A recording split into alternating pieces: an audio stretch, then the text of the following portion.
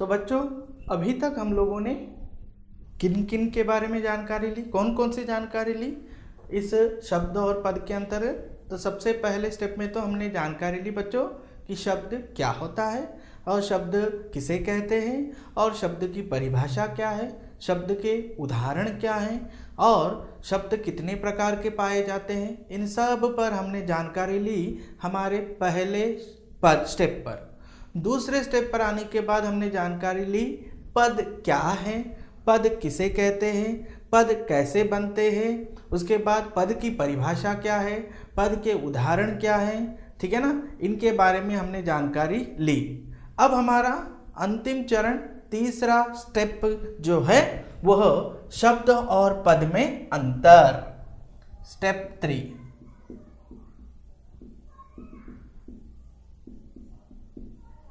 शब्द और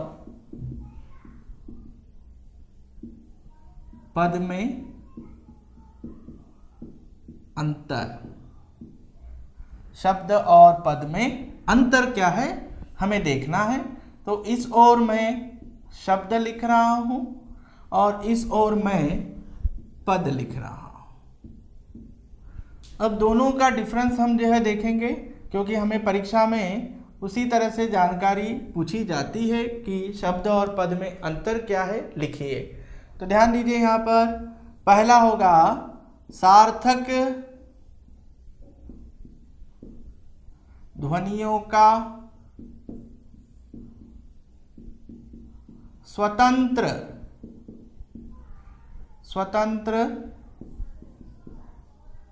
समूह शब्द है। सार्थक ध्वनियों का स्वतंत्र समूह क्या है, एक तरह से सार्थक ध्वनियों का स्वतंत्र समूह क्या कहलाता है, शब्द। उसी प्रकार से यहाँ पर वाक्य में प्रयुक्त मतलब यूज किए गए, वाक्य में प्रयुक्त शब्द ही पद है।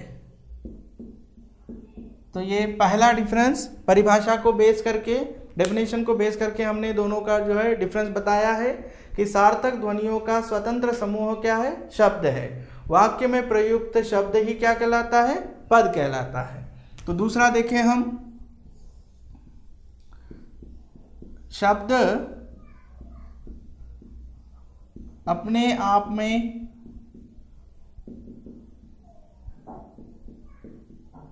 स्वतंत्र होता है। अब इधर देखेंगे हम, पद स्वतंत्र नहीं होते बल्कि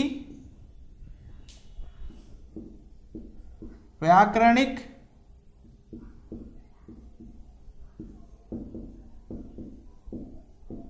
नियमों से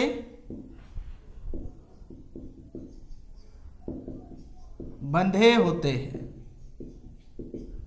तो आप लोगों को पता चला यहाँ पर कि दूसरा वाला शब्द अपने आप में कैसा होता है, स्वतंत्र होता है, या स्वतंत्र होते हैं भी हम लिख सकते हैं। यहाँ पर स्वतंत्र होते हैं, शब्द अपने आप में स्वतंत्र होते हैं, लेकिन पद स्वतंत्र नहीं होते बल्कि कैसे होते हैं, व्याकरणिक नियमों से बंधे होते हैं। समझ में आई बात। तीसरा शब्द कभी बदलते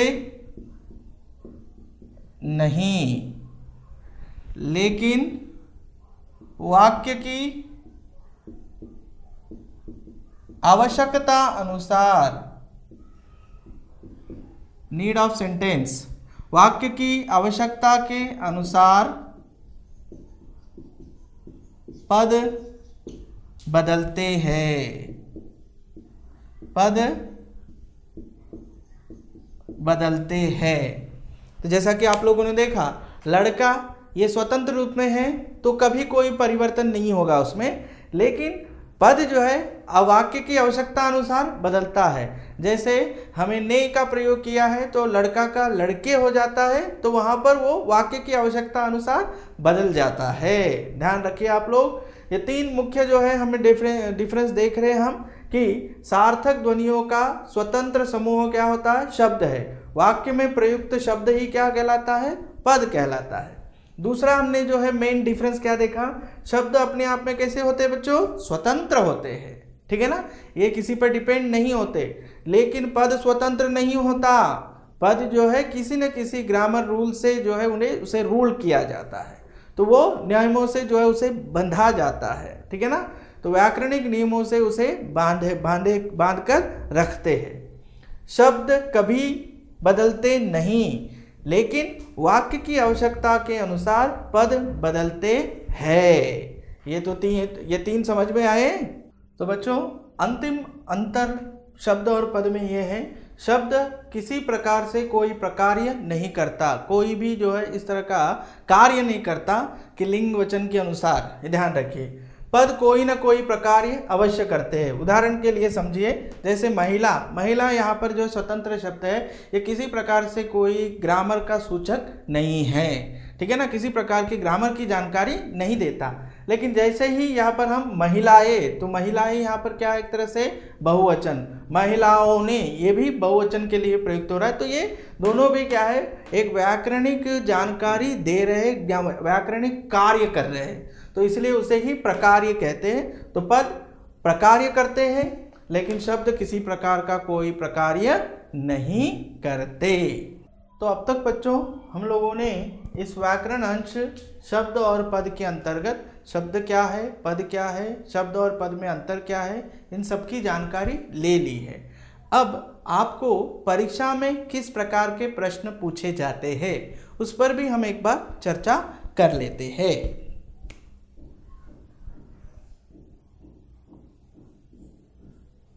प्रश्न कैसे पूछे गए अभी तक। पहला प्रश्न, शब्द की परिभाषा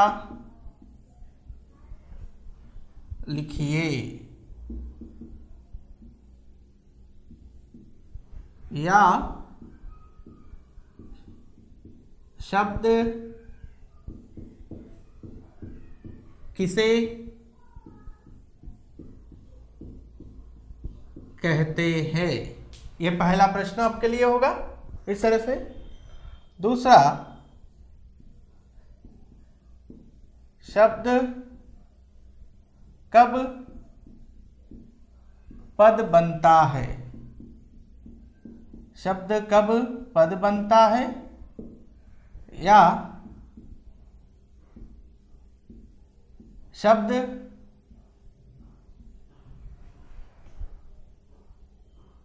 शब्द पद के रूप में कैसे बदलता है। यह दूसरा प्रश्न होगा बच्चों। आपके लिए तीसरा प्रश्न प्रमुख प्रश्न है,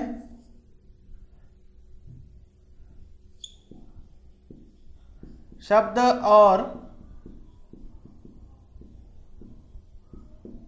पद में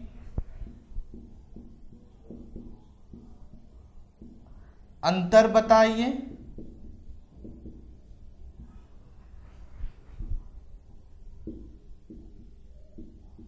उदाहरण के द्वारा स्पष्ट करें। इस तरह का जो है प्रश्न पूछे जाते हैं। तो आपको पता ही है कि शब्द की परिभाषा क्या है। तो शब्द की परिभाषा उत्तर आप कैसे लिखेंगे बच्चों, तो इस तरह से शब्द कहकर आप लोग जो है यह शब्द का हेडिंग लिखकर लिखेंगे कि सार्थक ध्वनियों या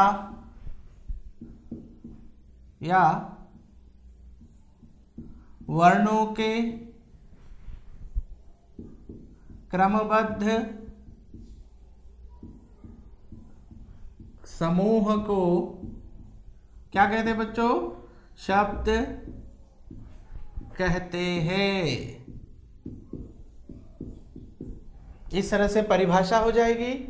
उदाहरण देंगे फिर आप लोग, क्योंकि उदाहरण देना ज़रूरी है। जैसे आपको मैंने बताया था कि हमने क, ल, म इन तीनों को ले लिया, हमने इनको एक रूप में जोड़ा, क प्लस म प्लस ल, तो ये क्या बना हमारे लिए? एक शब्द बना। इस तरह से आपको उदाहरण देकर बताना है, ये 1 अंक के लिए पूछा जाएगा आपको। उसी तरह से शब्द ये कब पद बनता है या शब्द पद के रूप में कैसे बदलता है, इसके बारे में। तो उत्तर यहाँ पर आप लोग का कैसे होगा बच्चों? ये भी अंक 1 के लिए या 2 के लिए पूछा जा सकता है। जब शब्द वाक्य में प्रयोग किए, जब शब्द वाक्य में प्रयोग किए जाते हैं तब शब्द क्या बनता है? पद बनता है। जब शब्द वाक्य में प्रयोग किए जाते हैं तब शब्द क्या बनता है? एक तरह से पद बनता है। तो ये आप लोग को बताना है। या फिर आप ऐसे भी लिख सकते हैं कि शब्दों का प्रयोग जब हम वाक्य में करेंगे तो वह कौन सा रूप धारण कर लेता है? पद का रूप धारण कर लेता है। उदाहरण आप लोग को यहाँ पर भी देना है। उदाहरण जैसे यहाँ पर राम पाठशाला जाना, ये तीनों शब्द, अब इनका जो है हम राम पाठशाला जाता है, तो एक सेंटेंस बनाया, वाक्य में प्रयोग किए गए, तो वाक्य में प्रयोग किए गए ये शब्द ही क्या कहलाते हैं? पद कहलाते हैं।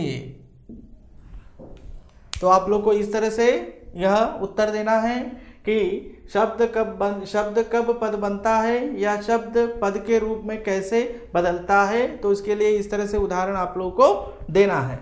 अब शब्द और पद में अंतर बताइए, उदाहरण के द्वारा स्पष्ट करें। ये हम लोगों ने अभी अभी देखा था कि शब्द और पद में अंतर क्या है। पहला अंतर तो यही है कि शब्द सार्थक ध्वनियों का स्वतंत्र रूप है, जबकि पद स्वतंत्र नहीं है, व्याकरणिक नियमों से बंधा होता है। दूसरा हमने बताया शब्द हमेशा स्वतंत्र होते हैं, लेकिन पद अस्वतंत्र नहीं होते, व्याकरण से बंधे होते हैं। उसके बाद जो है हमने तीसरा देखा था वाक्य की आवश्यकता के अनुसार पद बदलते हैं लेकिन शब्द नहीं बदलते, और शब्द किसी प्रकार का कोई व्याकरणिक प्रकार्य नहीं करता, जबकि पद कोई ना कोई व्याकरणिक प्रकार्य करता है।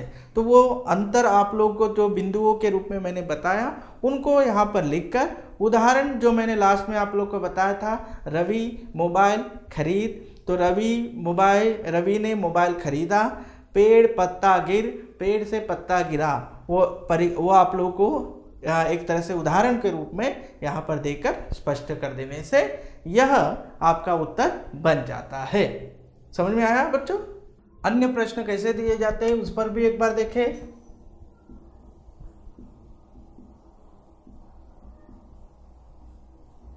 रेखांकितों में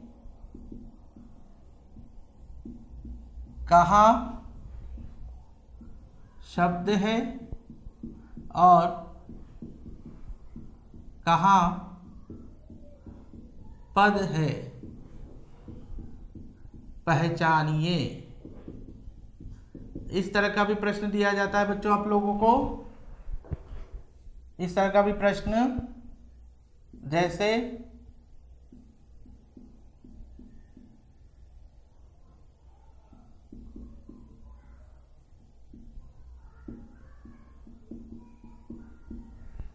राम गांव जाना,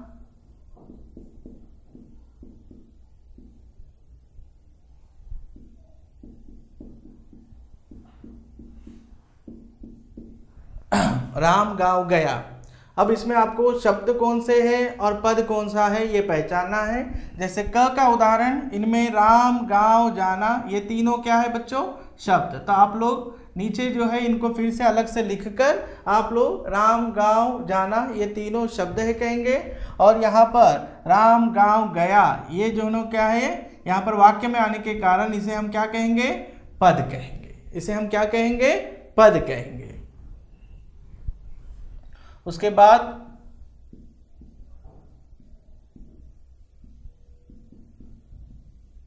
रेखांकितों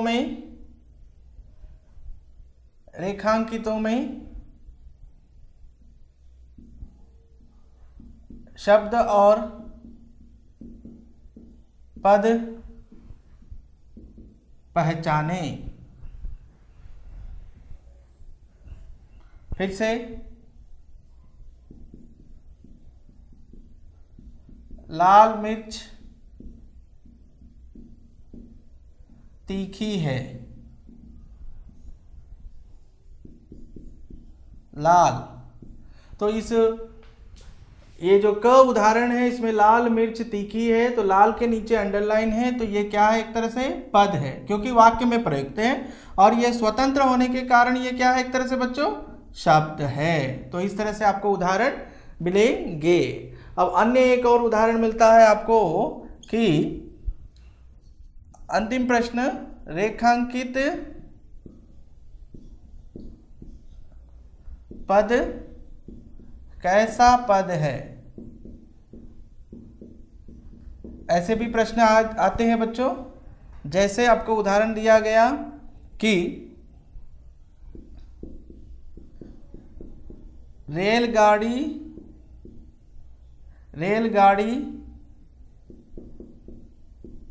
दौड़ रही है, तो यहां पर रेलगाड़ी के नीचे अंडरलाइन दिया जाएगा। दूसरा, मेरे पास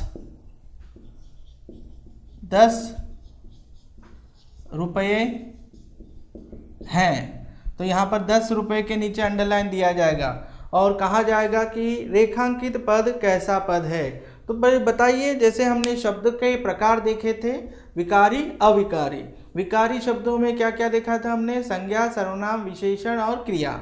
और अविकारी शब्दों में क्या क्या देखे थे बच्चों हमने, क्रिया विशेषण, संबंध बोधक, समुच्चय बोधक, विस्मयादि बोधक और निपात। तो उनमें से ये कौन से है सबसे पहले वो पहचानिए।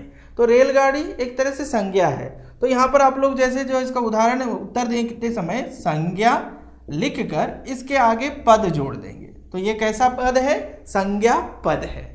उसी तरह से मेरे पास 10 रुपये है, तो 10 रुपये यह एक तरह से विशेषण है, तो इसलिए यहाँ पर आप लोग क्या लिखेंगे, विशेषण पद। तो इस प्रकार से आप लोगों को परीक्षा में प्रश्न पूछे जाते हैं इस शब्द और पद के अंतर्गत। तो आज हमने हमारा यह शब्द और पद का जो व्याकरण भाग है परिपूर्ण रूप से समाप्त कर लिया है। धन्यवाद।